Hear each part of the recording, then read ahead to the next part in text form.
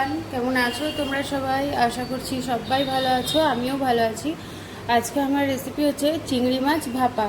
তো চিংড়ি মাছ ভাপার জন্য আমি প্রথমে চিংড়ি মাছটাকে ধুয়ে ভালো করে জল ঝরিয়ে রেখে দিয়েছি।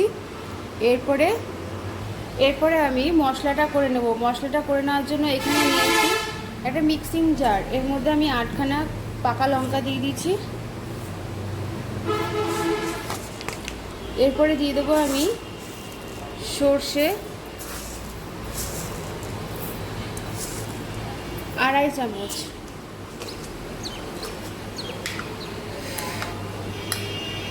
দিয়ে দিচ্ছি নারকোল। আমি এখানে নারকোলটা কোনো রকম ওই দুধ ফুদ বের করে নেব না। 5 চামচ ওই 6 চামচ আমি এখানে নারকোলটা দিয়ে দিলাম। আর দিয়ে দিচ্ছি কাজু বাদাম। এবার এইগুলোকে আমি এমনি প্রথমে গুঁড়ো করে নেব। মশলাটাকে আমি বেটে নিই। চলো, আমার দেখো মশলাটা আমি সুন্দর করে বেটে পেস্ট করে নিয়েছি, ঢেলেও নিয়েছি। এরপরে আমি এর মধ্যে লবণ হলুদটা দিয়ে দেব। দিয়ে দিচ্ছি পরিমাণ মতন হলুদ,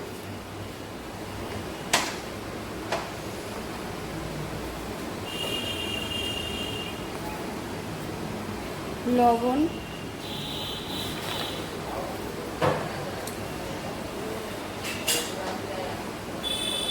এবার দিয়ে দিচ্ছি সর্ষের তেল,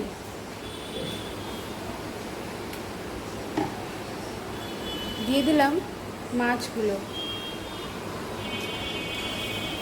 এবার আমি মাছগুলো এর মধ্যে খুব ভালো করে মাখিয়ে নেব।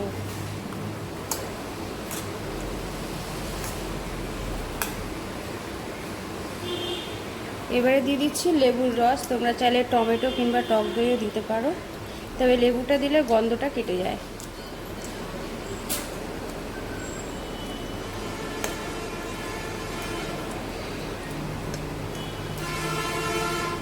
মাছটাকে তো খুব ভালো করে মেখে নিয়েছি। এরপরে আমি এর উপরে দিয়ে দিচ্ছি 4টে কাঁচা লঙ্কা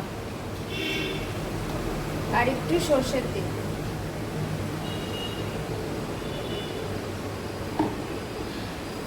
আমি এর মধ্যে কোনো রকম জল দেব না।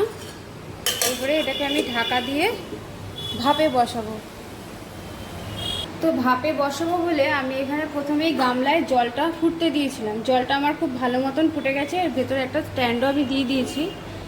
এইবারে আমি এই টিফিন বক্সটাকে 15 মিনিটের জন্য ভাপে দিয়ে দেবো। তার উপরে আমি একটা ঢাকনা চাপা দেবো।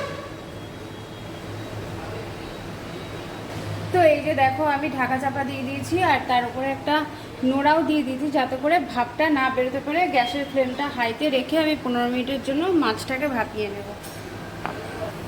আমার এখানে 15 মিনিট হয়ে গেছে। এই নোড়াটাকে নামিয়ে দেখে নেব। এই যে হয়ে গেছে। এবার এটাকে রেস্টে রাখবো। তার জন্য আমি গ্যাসটাকে অফ করে আবার ঢাকা দিয়ে আধ ঘন্টার জন্য রেখে দেবো। তো এই দেখো, আমি আধ ঘন্টা পর চলে এসেছি আর এই যে ঢাকনাটাকে খুলে নিলাম। এই চিংড়ি মাছ ভাপাটা দেখতে ঠিক এরকম হয়েছে। এর উপরে আমি কোনো রকম তেল ঠেল আর কিছুই দেব না। এটা আমার রেডি। আমি এখানে কোনো জল দিইনি, তোমরা জল দিয়েও করতে পারো, তবে জল ছাড়া একবার করে দেখো, আশা করি ভালোই লাগবে। তো আমার চিংড়ি মাছ ভাপাটা দেখতে ঠিক এইরকম হয়েছে। তোমরা অবশ্যই বাড়িতে একবার ট্রাই করে দেখো। ভালো লাগলে লাইক কমেন্ট শেয়ার করো। আর যারা ফেসবুক থেকে দেখবে আমার পেজটাকে ফলো করে দিও, আর যারা ইউটিউব থেকে দেখবে তারা আমার চ্যানেলটাকে সাবস্ক্রাইব করে দিও। তো আজকের মতন টাটা, দেখা হচ্ছে নেক্সট দিন নেক্সট ভিডিও নিয়ে।